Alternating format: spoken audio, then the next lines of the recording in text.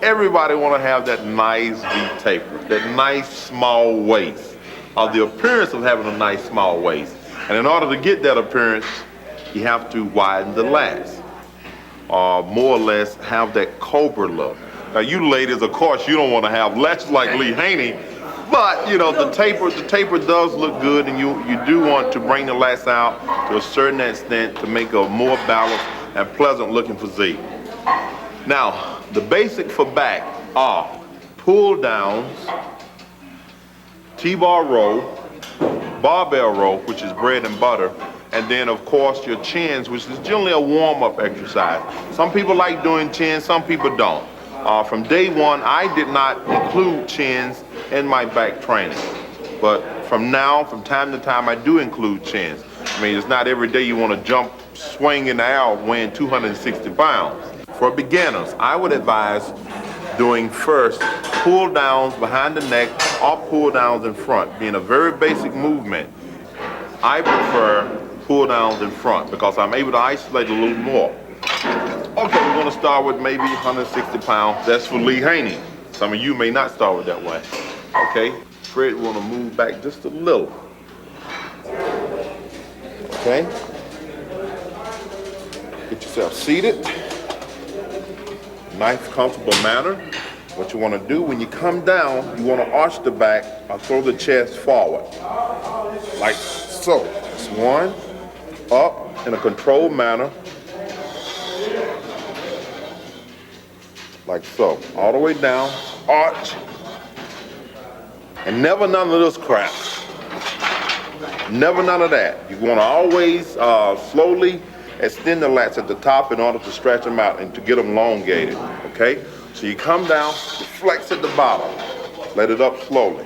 Come down, flex at the bottom, let it up slowly. More.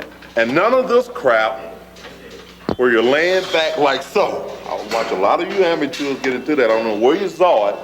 Maybe you saw Richard Sparrow do that. But it couldn't have been Lee Haney. Sorry about that, Rich. I didn't mean to, you know. Nah, just kidding. Rich is perfect in his form. That's why he developed such a great physique. Down, arch the back, up in a controlled fashion. It's like so. Now, pull downs behind the neck should be done in the same fashion. A lot of us have a tendency, when we're doing a pull down behind the neck, to hunch the shoulders forward. It should not be. The back should also be arched on pull downs behind the neck.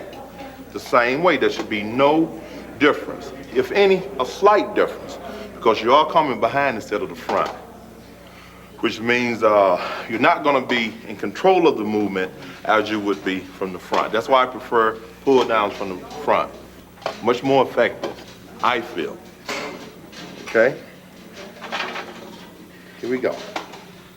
Pull down from behind. Head straight out in front of you. Back arched. You're not going to be able to use as much weight on pull downs to the behind as you will from the front, because it is a very awkward position. That's why I prefer from the front. Nobody's better. You don't want it, baby. Do you want it? Now, T-balls are great for building overall width and depth in the back. Okay, it can also be a somewhat dangerous exercise if not performed properly. You want to always be aware of that, and when doing T-balls, make sure that you're using a weight that you're able to control. Start with a lighter weight and work your way up. You want to get good quality repetitions in. 1 rep equals 2 reps. Stimulate, not annihilate. And keep that in mind. There again, since the lower back is very much involved in T-bar rows, you want to wear a belt as added protection. Because it's not every day you're going to be bending over and picking up 200 or 300 pounds. Okay? So you want to make sure that the butt is always tied to the back. So wear something to hold the two together. Okay? Here we go. Now notice, some amateur left the larger plate on the bar, which was probably Tim. Okay? Now, when coming up with this bar, the plate here is gonna tap the chest, which means I'm not gonna be able to get a full flex at the top of the movement. So what I prefer doing when doing T-bar rolls is to use 25-pound plates. What you want to do first is get a good stance. And I would advise using a narrow grip. I prefer using a narrow grip. Yes, you can come wider, but we're going to be doing barbell rolls. And for that reason, I choose to use a narrow grip when I'm doing T-bar rolls. So here we go. Good grip. The back should be parallel, straight ahead. You don't want to lean back. You want to sort of lean into it. The back should be straight ahead. Okay? So we're coming up. Flex at the top, lower it down, let the lat stretch all the way out at the bottom. Just like so. All the way out at the bottom. Up, all the way out at the bottom. Up, all the way out at the bottom. For the most part, a lot of us have the tendency to bend the knees too much and stand up with the bar and put more stress on the lower back and end up working the traps instead of the entire lat region. So you want to always keep that in mind. So stay low, head up so you can work the traps at the same time, and that make sure you bring all the lat muscles into play. Now, a cable roll will enable you to get a little bit more isolation. You can isolate the upper trapezium region, you can isolate the rear delt, you can isolate the middle portion of the lats and the lower lumbar region, and is a much safer than T-bar rolls. For ladies, it is very, very good. I would prefer cable rolls to T-bar rolls, especially for ladies. Now, for myself, what I would advise, as far as the guys are concerned, is to alternate them from time to time. One workout we're doing T-bar, next workout we're doing cable rolls. As the competition gets closer, you want to do a combination of the two in the same workout.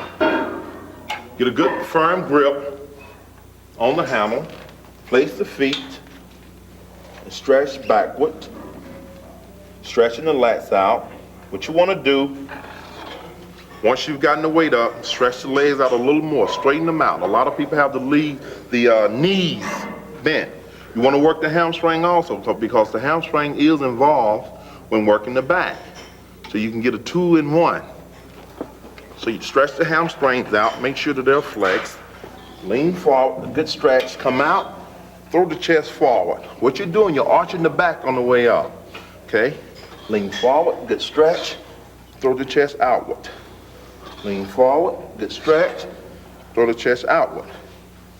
Exhale. Get a good stretch. I watch a lot of athletes come in, especially bodybuilders, they come in and they do this number. They end up working more arm than they do back. So we want to come in like so, throw the back out. None of this. It's a waste of time. This is number one. If you can't do anything else, then make sure you do barbell rolls. Okay, barbell rolls not only work as far as building thickness in the back, it also works as far as shaping and isolating the back muscles.